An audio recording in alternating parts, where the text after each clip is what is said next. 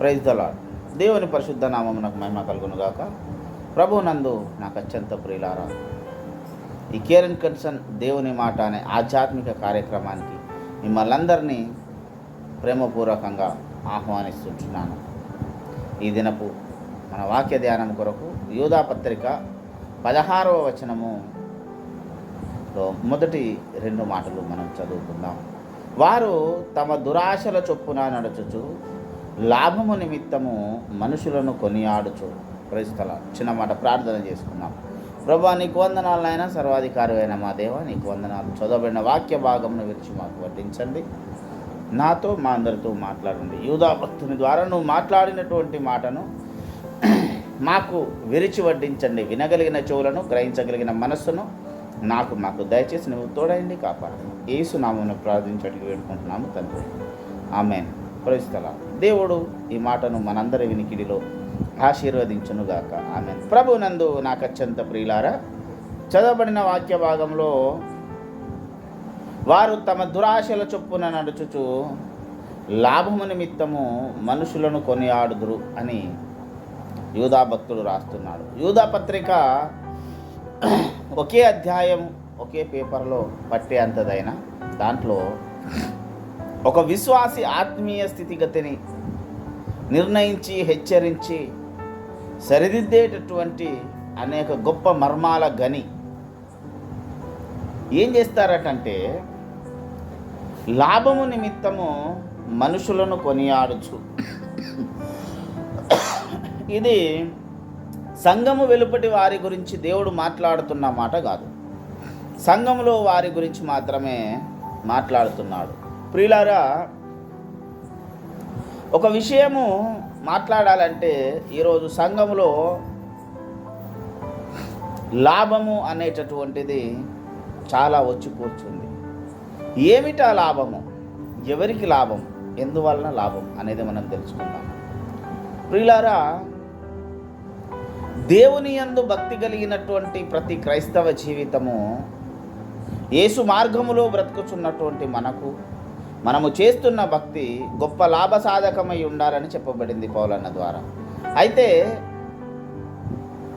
ఈరోజు సంఘాలలో విశ్వాసికి కలుగుతున్న మేలేమిటి? ఒక విశ్వాసి ఒక సంఘానికి ఎందుకు వెళ్ళాలి? ఒక సంఘానికి అంటుకట్టబడి ఉండడం ద్వారా విశ్వాసికి కలిగేటటువంటి లాభం ఏమిటి అనేది మనం కొంత మట్టుకు నేర్చుకునే ప్రయత్నమే చేద్దాం. ప్రియులారా, ఒక సంఘానికి విశ్వాసి ఎందుకు వెళ్ళాలి అంటే, అపోస్తలుల కార్యముల గ్రంథంలో చెప్పబడ్డట్టు ఆత్మీయ జీవితానికి 4 స్తంభాల కొరకు మనం వెళ్ళాలి. ఏంటట? వీరు అపోస్తలుల బోధ యందును, సహవాసమందును, రొట్టె విరుచుట యందును, ప్రార్థన చేయుట యందును ఎడతెగక ఉండిరి.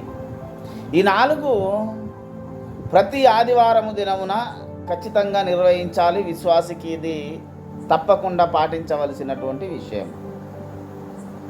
ఇది ఒకటి. ఇంకొకటి, సంఘంలో ఒక కాపరి ఉంటాడు.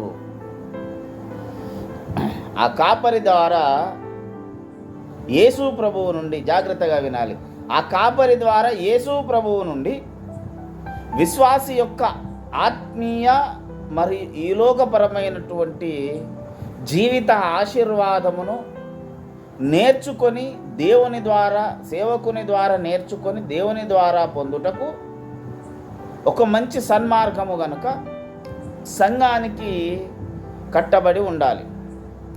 ఈరోజు నువ్వు సంఘములో చేస్తున్నటువంటి ప్రతి క్రియ ద్వారా ఈ ఆత్మీయ మార్గములో ఏమి లాభం కలిగి ఉన్నావు? ఉదాహరణకు ఒక విశ్వాసిని తీసుకుంటే, అతడు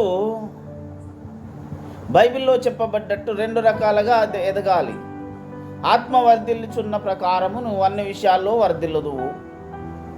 ఆత్మ వర్ధిల్లడం ఎలాగ జరుగుతుంది అంటే, సేవకుడు మన కొరకు పడుతున్న ప్రయాస, లేదా సంఘములోని ఒక ఆత్మీయుడైనటువంటి సహోదరుడు నీ ఆత్మీయ ఎదుగుదలకు నీకు చూపుతున్నటువంటి కృషి, నేర్పాలనుకున్నటువంటి విశ్వాసమే దానికి మార్గము. అయితే ఈ విశ్వాసము ఆ మార్గము ఎలాగూ నేర్పబడుతుంది. ప్రియులారా, యేసు ప్రభువు సంఘములో, యేసు ప్రభు మార్గంలో బ్రతుకుతున్న వారిలో వ్యత్యాసాలు, తారతమ్యాలు ఉండకూడదు. నంబర్ 1, నీవు ఏ స్థాయిలో ఉన్నా ఒకటిగానే నిన్ను చూడాలి. నీ ఆర్థిక స్తోమతను బట్టో, నీ సోషల్ స్టేటస్ అంటే సమాజపరంగా నీకున్నటువంటి పేరు ప్రఖ్యాతులను బట్టో నీకు విలువ ఇవ్వకూడదు. అక్కడ ఏమి ఇవ్వాలి అంటే యేసు ప్రభువులో నీకున్న స్థాయిని బట్టి విలువ ఇవ్వాలి. అది దేవుని యొక్క ప్రేమ. అందుకే దరిద్రుడైనటువంటి లాజరు అబ్రహాము రొమ్మున అనుకున్నాడు. సమాజంలో గౌరవించబడ్డటువంటి ధనవంతుడు పాతాళంలో బాధపడ్డాడు. అంటే ఆత్మీయ అంతస్తుకు సంఘములో అంత విలువ ఉంది. నీవు ఆధ్యాత్మికంగా ఎదగడానికి నీ సంఘము నీకు కృషి చేయాలి, చూపాలి. ఏం చూపాలి? నువ్వేం వాక్యం నేర్చుకుంటున్నావు? నువ్వు విన్న వాక్యము ద్వారా నీ ఆధ్యాత్మిక జీవితంలో ఎంత మట్టుకు నీవు ఈ లోకాశలకు వేరే దేవుని మీద ఆధారపడి సకలము సంపాదించుకోగలిగినటువంటి స్థాయికి దేవుడు ఈ వాక్యము నిన్ను నడిపించిందా, నేర్పించిందా అనేది ముఖ్యంగా మనం చూసుకోవాలి. మన ఆధ్యాత్మికత ఎంత మట్టుకు మనకు వాక్యం బోధించబడుతుంది, లేదా ఎంత మట్టుకు మన కుటుంబం గురించి, మన సమస్యల గురించి సంఘంలోని సహోదరులు కానీ, కాపరి కానీ ఎంత మట్టుకు ప్రయాసపడుతున్నాడు, ఎంత మట్టుకు మన జీవితం ఆశీర్వాద మార్గంలో నడవాలని, మన శ్రమల్లో, మన ఇబ్బందుల్లో, మన వేదనల్లో ఎంత మట్టుకు మనల్ని తోడుండి నడిపిస్తున్నాడు. ఈరోజు సంఘ నాయకులుగా కానీ, కాపరులుగా ఉన్నవారు కానీ చేయవలసిన విధి ఇదియే. ఏంటి అట? ఆధ్యాత్మిక పరంగా నిన్ను ఒక సన్మార్గంలో నడిపి ఇహలోకపరమైన ఆశీర్వాదాలలో కానీ, ఇహలోకపరమైన భాగ్యాలకు సంబంధించినటువంటి దేనిలోనైనా లోటు లేని వానిగా ఒక విశ్వాసిని తయారు చేయాలి. ఇది మనం నేర్చుకోవాలి. ఇది జరుగుతుందా? ఎంత మట్టుకు సంఘానికి మనమేమి ఇవ్వాలి కాదు, మనం ఏం తీసుకుంటున్నాం సంఘం నుంచి, మనకేమిస్తున్నారు? నీ ఆపదలో నువ్వు ఆదరించబడ్డావా? నీ వేదనలో నీ సహచరులు, నీ ఆత్మీయులు లేదా కాపరి అని చెప్పబడుతున్న వ్యక్తి నీకు తోడు నిలిచాడా లేదా? ఎంత మట్టుకు కానుకలు, దశమ భాగాలు లేదా ఇతరత్ర ఏదైనా చెప్పబడుతున్నటువంటి వాళ్ళు అలాగనే నీ ఆత్మీయ అంతస్తు గురించి ఎందుకు నిలబడటం లేదు? కారణం ఏమిటంటే మనం చదువుకున్న వాక్యంలో ఉన్న మాట ఉంది కదా, లాభము నిమిత్తము మనుషులను కొనియాడుదురు. ఎందుకు కొనియాడాలి? లాభము నిమిత్తము కొనియాడుతున్నాడంటే నువ్వు ఇవ్వలేని స్థాయిలో ఉన్న రోజు నిన్ను కొనియాడడు. నీ నుంచి పోతున్న ప్రతి రకమైన ఆశీర్వాదము, కానుక దేవుని మహిమ కొరకు మాత్రమే వాడబడాలి. అనొచ్చు చాలామంది, ఇక్కడ నన్ను ప్రశ్నించవచ్చు, సేవకుని పోషించవలసిన బాధ్యత సంఘానిదే కదా అని. అవును, విశ్వాసి ఏ స్థాయిలో ఉండి నీకు ఇవ్వగలుగుతున్నాడో అదే స్థాయిలో నువ్వు ఆత్మపూర్వకంగా తీసుకొని దేవుడి సన్నిధిలో కృతజ్ఞతాస్తుతులు చెల్లించి విశ్వాసి జీవితాన్ని ఆశీర్వాద మార్గంలో నడపాలి. ఈరోజు ఏమీ ఇవ్వలేని స్థితిలో ఉన్న విశ్వాసుల మీద సనుగుకునేటటువంటి సమస్య ఎంత దారుణంగా ఉన్నది.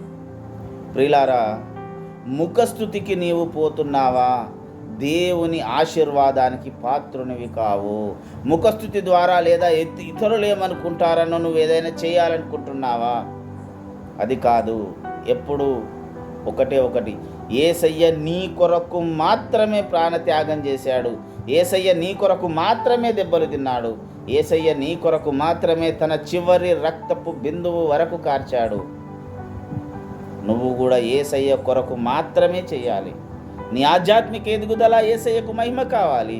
శ్రమలు వచ్చినప్పుడు నీవు ఓదార్పు కలిగినటువంటి బలమైన వాక్యము చేత నువ్వు నింపబడాలి.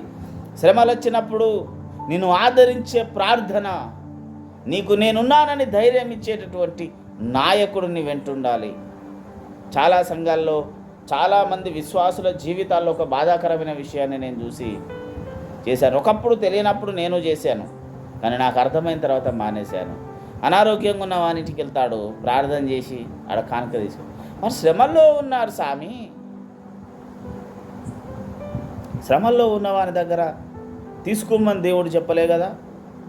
లేనివానికి ఇయ్యమన్నది బైబిల్ గ్రంథం. లేనివాడు ఆపదలో ఉన్న శ్రమలో తీసుకోమని బైబిల్ గ్రంథంలో ఏ వాక్యానం ప్రకారం నువ్వు చెప్తున్నావు? లేనివాని పేదలను హింసించి వాని ద్వారా వేరే విధంగా నీ ఇష్టాలను వాళ్ళ మీద రుద్ది ఎలాగ పీడించమని చెప్పింది బైబిల్ గ్రంథం. ప్రియులారా, విశ్వాసికి దేవుడు ప్రేరేపించిన దానిని మాత్రమే ఇవ్వాలి. పక్కవారు అడిగారని కానీ అలా చేయమని కానీ బైబిల్ గ్రంథం ఎక్కడ చెప్పబడలేదు. అలాగా పోషింపబడుతున్నటువంటి ప్రతి సేవకుడికి దేవుడి నామమున నేను హెచ్చరిస్తున్నాను. విశ్వాసులారా, ఇది మీకు ఆశీర్వాదం కాదు. దేవుని నామాన్ని బట్టి, నీకు దేవుడిచ్చిన ప్రేరేపణను బట్టి ఇచ్చింది మాత్రమే ఆశీర్వాదం. ఇంత ఇయ్యాలని నిర్దేశన దేవుడు ఎక్కడ ఎప్పుడు చేయలేదు. అందుకే అన్నాడు, బీద విధవరాలి కానుక ఆశీర్వదించబడింది. దీన్ని కూడా మన వాళ్ళు చెప్పుకుంటారు, మొత్తం ఇచ్చింది కనుక ఆశీర్వదించబడిందని కాదు, దేవుడు ఇస్తాడు అనే నమ్మకంతో ఇచ్చింది. ఆ మొత్తం ఆమె తక్కువ ఇచ్చింది, ఆ మనసులో నేను అందరికంటే తక్కువ ఇచ్చానని. కానీ అక్కడ ఉన్న వాళ్ళు అన్నారు, ఎక్కువ ఇయ్యలేవా, అందరు ఎక్కువ ఇస్తున్నారు అని. కానీ యేసయ్య నువ్వు ఇచ్చిన ఆత్మీయ స్థితిని చూస్తాడు. అలాగనే నీ జీవితంలో నువ్వు దేవుని ఎడల కలిగి ఉన్న ప్రతి ఆత్మీయ స్థితిని చూస్తాడు. సత్యము కొరకు నువ్వు నిలబడాలి. నీకక్కడ ఆదరణ, దేవుని ప్రేమ కరువైనప్పుడు ఉండవలసిన అవసరం లేదు. దేవుని కొరకు నువ్వు నిలబడాలి అనుకున్నప్పుడు నీకు ఊతమిచ్చేటటువంటి పరిస్థితిని నువ్వు వెతుక్కొని సత్యములో నిన్ను నువ్వు తిరిగి కట్టుకోవడానికి లేచి నడుము కట్టి వెళ్ళమంటున్నాడు దేవుడు. నిన్ను నువ్వు కట్టుకోకపోతే ఈ లోకపరమంగా నీవెదుర్కొంటున్నటువంటి నీ సమస్యలను దేవుడు తీర్చలేడు. ఎందుకంటే దేవుని హస్తము అక్కడ లేదు అని అర్థము.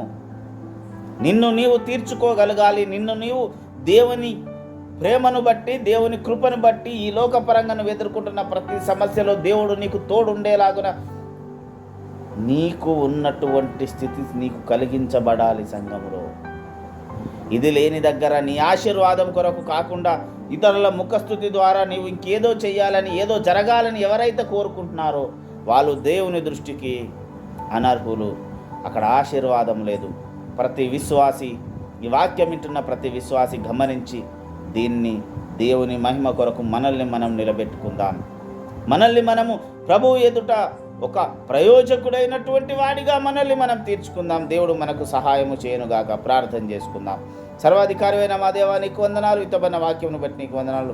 ప్రభావిన వాక్యం సైతాండెత్తిపోకుండా నీరు కట్టి ఫలింపచేయండి. మంచి నెలలో పడ్డ విత్తనం నూరంతలు ఫలించినట్లు నా మా అందరి జీవితాల్లో ఫలించే కృపను దయచేసి నువ్వే తోడైనమని యేసునామమున ప్రార్థించి అడిగి వేడుకుంటున్నాము తండ్రి.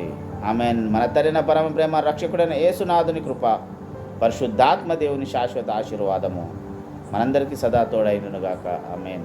యేసు రక్తమే జయము, శిలువ రక్తమే జయము. ప్రవేశనకు సంపూర్ణ విజయం కలిగిన అపవాదికి క్రియలకు అనంత కోటి నాశనం కలుగునుగాక. ఆమేన్. ప్రభు మనలందరినీ దీవించునుగాక.